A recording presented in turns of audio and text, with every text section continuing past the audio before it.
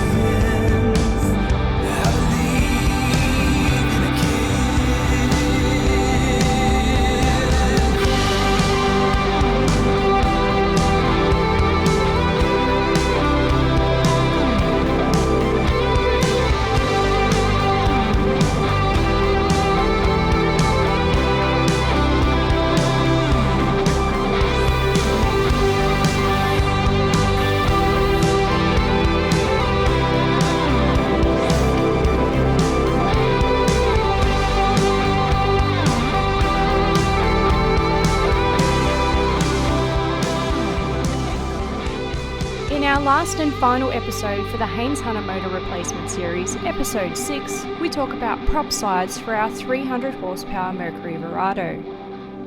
I hope that you've enjoyed today's video and get satisfaction with seeing the boat complete. Thanks for watching guys, and I'll see you in the next one.